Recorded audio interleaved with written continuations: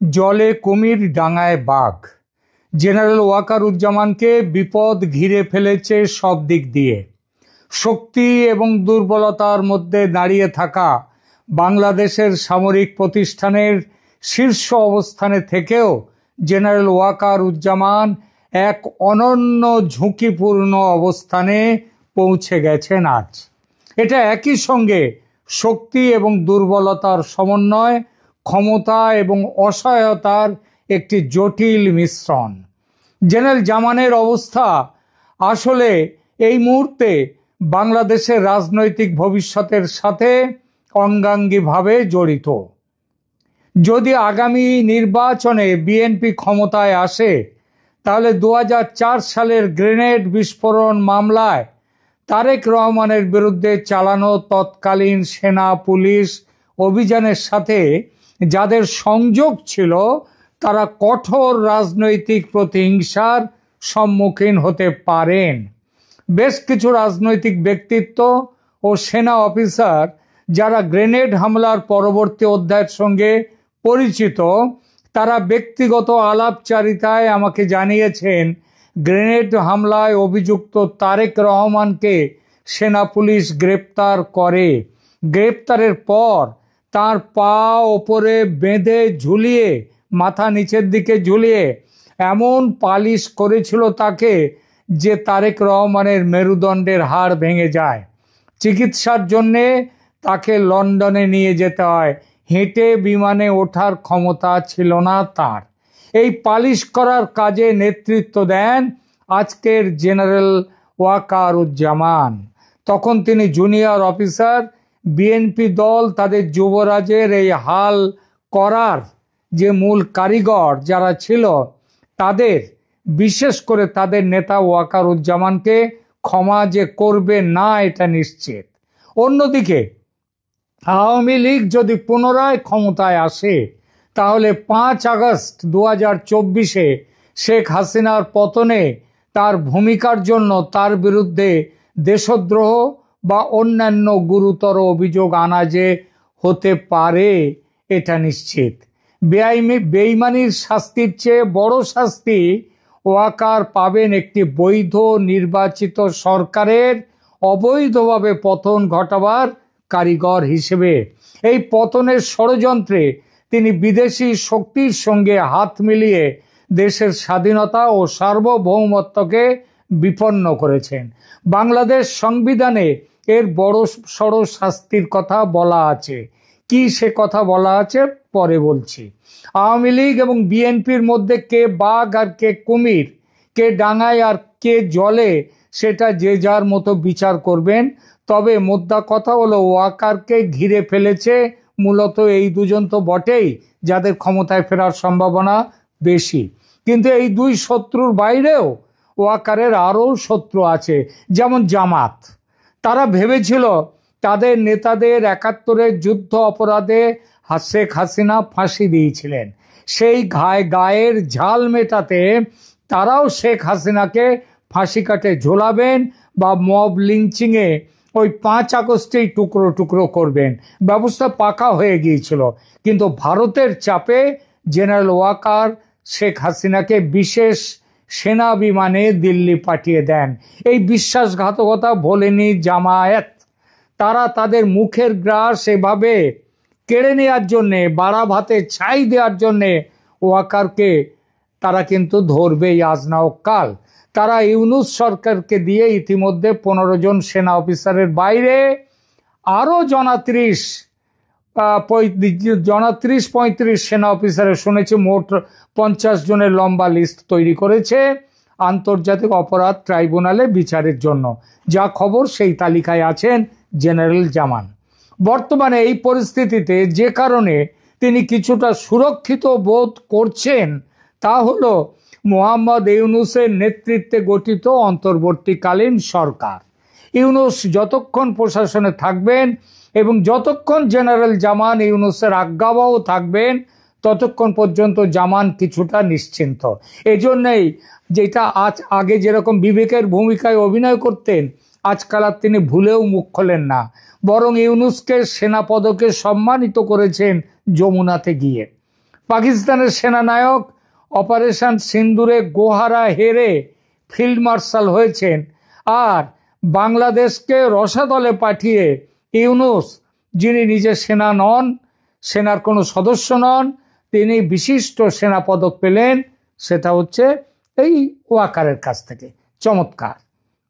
কিন্তু এই নিরাপত্তাটি কিন্তু অত্যন্ত সংকটপূর্ণ, মানে ইউনূসের নিরাপত্তা, ইউনূসের কাছ থেকে যে নিরাপত্তা পাচ্ছেন ওয়াকার, এবং বহু বিষয়ের ওপর নির্ভরশীল। 2004 সালের গ্রেনেড হামলার মামলায় দেখা যাচ্ছে যে বাংলাদেশের আদালত, মানে ব্যবস্থা, আদালতে বিচার ব্যবস্থা কিভাবে রাজনৈতিক পরিবর্তনের সাথে বিচারের রায় পরিবর্তিত হচ্ছে। 2018 সালে তারেক রহমান এবং অন্যদের মৃত্যুদণ্ড দেওয়া হয়েছিল। এটা 2004-এর গ্রেনেড মামলায় 2018 সালে 14 বছর ধরে বিচারের পর মৃত্যুদণ্ড দেওয়া হয়। কিন্তু 2024 সালে শেখ হাসিনার পতনের পরে হাইকোর্ট সেই সমস্ত সাজাকে বাতিল করে দেয় এবং তারেক রহমান সমেত সকলকে বেকসুর খালাস দিয়ে দেয়। এই প্রসঙ্গে জেনারেল জামানের অবস্থানও এই ধরনের রাজনৈতিক উত্থান পতনের সাপেক্ষে। যদি বিএনপি ক্ষমতায় আসে এবং 2004-এর ঘটনাগুলিকে নতুন করে মূল্যায়ন করা হয়, তাহলে অনেক সেনা পুলিশ কর্মকর্তার সঙ্গে জেনারেল ওয়াকারুজ্জামানও বিচারের মুখোমুখি হবেন, এবং সেটা হবেন মানবাধিকার লঙ্ঘনের দায়ে। আমার আগেই বলেছি, 5 আগস্টে রাইফেল নামিয়ে রেখে নির্বাচিত সরকারের পতন ঘটাবার দায় একান্তভাবে ওয়াকারুজ্জামানের ওপর পড়ে। যাবেন কোথায়? ওই যে বলেছি না, জলে কুমির ডাঙায় বাঘ। একদিকে ইউনূস প্রশাসনের স্থায়িত্ব নিয়ে প্রবল অনিশ্চয়তা, অন্যদিকে বর্তমান ইউনূস সরকার ইতিমধ্যে 15 জন সিনিয়র সেনা অফিসারের বিরুদ্ধে আন্তর্জাতিক অপরাধ ট্রাইব্যুনালে গ্রেপ্তারি পরোয়ানা জারি করেছে, যারা শেখ হাসিনার আমলের মানবাধিকার লঙ্ঘনের নানান অভিযোগে অভিযুক্ত। জেনারেল জামান এটা আটকাতে অনেক তদবির করেও ব্যর্থ।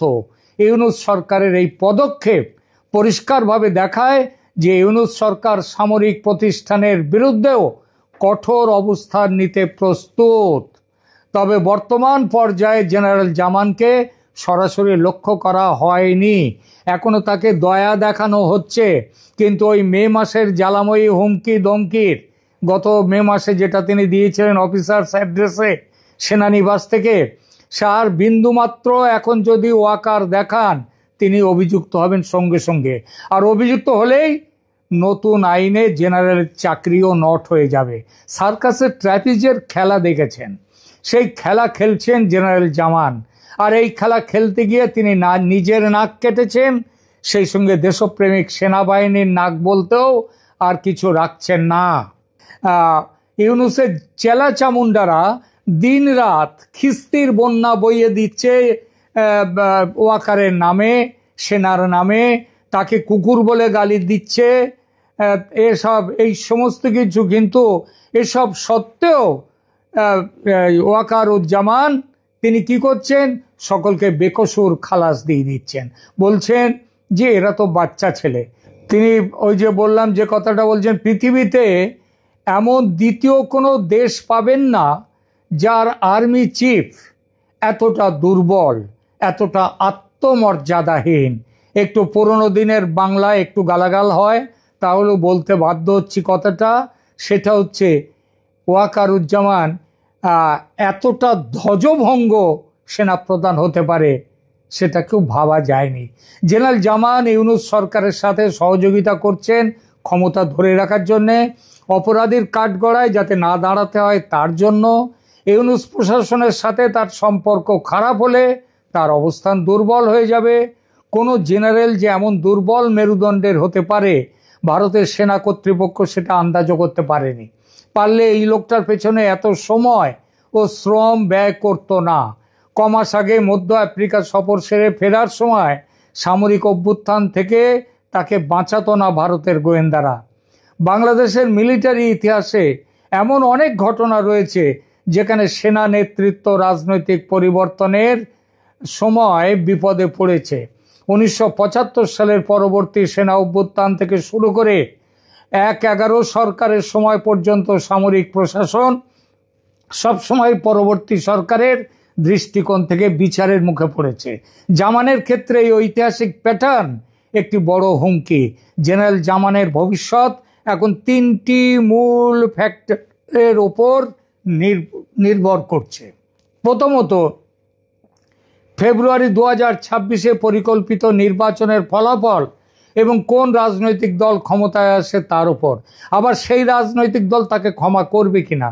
খবর আছে ওয়াকার হাসিনার সঙ্গে যোগাযোগ করেছেন, কথা বলেছেন। এই জন্যই শেখ হাসিনা তার পতনের পেছনে ওয়াকার উজ্জামানের ভূমিকা নিয়ে যে সাক্ষাৎকারগুলো বর্তমানে কিছুদিন ধরে দিচ্ছেন, তার কোথাও এই সেনার ভূমিকা, ওয়াকার উজ্জামানের ভূমিকা নিয়ে আজকাল কিছু বলছেন না। দ্বিতীয়ত, ইউনূস প্রশাসনের স্থায়িত্ব এবং তার আন্তর্জাতিক অবস্থান। ইউনূস যতদিন ক্ষমতায় থাকবে তার তাবেদারি করে ওয়াকার ক্ষমতায় থাকবে। এখন ইউনূস যদি ফেব্রুয়ারির নির্বাচনটাকে যদি আরো 2 বছর 1-5 বছরের জন্য পিছিয়ে নিয়ে যায়, তাতে ওয়াকার উজ্জামান কিচ্ছু বলবে না, দেখে নেবেন। তৃতীয়ত, পাকিস্তান এবং পূর্বতন সোভিয়েত ইউনিয়নের সেনা প্রধানদের মতোই আন্তর্জাতিক সম্প্রদায় এবং আন্তর্জাতিক আইনের ভূমিকা, যেখানে একজন সেনা নেতা যুদ্ধ অপরাধ এবং মানবাধিকার লঙ্ঘনের জন্য বিচারের সম্মুখীন হতে পারেন। এটা এড়াতে পারবেন না ওয়াকারুজ্জামান। জুলাই অভ্যুত্থানে সেনা একেবারে অহিংসার রাস্তায় যে গোড়া থেকে ছিল তা তো নয়। এবার আসি, তারাও গুলি চালিয়েছে। এবার আসি সরকার পতনের পর কি শাস্তি হতে পারে ওয়াকারুজ্জামানের সেই বিষয়টিতে। ইউনূস আমলের বর্তমান ট্রাইব্যুনাল থাকলে জামাত যে শাস্তি দিতে চাইবে সেটাই হবে। সেখানে কোনো আইনের কোনো বাধ্যবাধকতা নেই। বিএনপি ক্ষমতায় এলে তারেক রহমান ও অন্যদের পেটানোর দায়ে মানবাধিকার লঙ্ঘনের মামলা হবে, তাতে বেশ কয়েক বছরের অনিবার্য কারাবাস। আর আওয়ামী লীগ ক্ষমতায় এলে শেখ হাসিনা আবার প্রধানমন্ত্রী হবেন, নির্বাচিত না হলেও পরেও নির্বাচনে দাঁড়ানো যায়। তখন ওয়াকারের বিরুদ্ধে দেশদ্রোহের মামলা চালু হতে পারে। আর তার কি শাস্তি, কারণ ততদিন আবার ওয়াকার তিনি কিন্তু রিটায়ার করে যাবেন। তার কি শাস্তি বলি সে কথা। বাংলাদেশের সংবিধানে দেশদ্রোহ বা রাষ্ট্রদ্রোহ সম্পর্কিত শাস্তির বিধান অনুচ্ছেদ 7 কয়ে নির্ধারিত হয়েছে। সংবিধানের অনুচ্ছেদ 7 ক অনুযায়ী যে কোনো ব্যক্তি যদি শক্তি প্রদর্শন বা শক্তি প্রয়োগের মাধ্যমে অথবা অন্য কোনো অসাংবিধানিক পন্থায় সংবিধান বা এর কোনো অনুচ্ছেদ রদ, বাতিল বা স্থগিত করে অথবা ঐরূপ করার জন্য উদ্যোগ গ্রহণ বা ষড়যন্ত্র করে বা সংবিধান এবং এর কোনো বিধানের প্রতি নাগরিকের আস্থা, বিশ্বাস বা প্রত্যয় পরাহত করে অথবা ঐরূপ করার জন্য উদ্যোগ গ্রহণ বা ষড়যন্ত্র করে, তাহলে তার এই কার্য রাষ্ট্রদ্রোহিতা হবে এবং সেই ব্যক্তি রাষ্ট্রদ্রোহিতার অপরাধে দোষী হবে।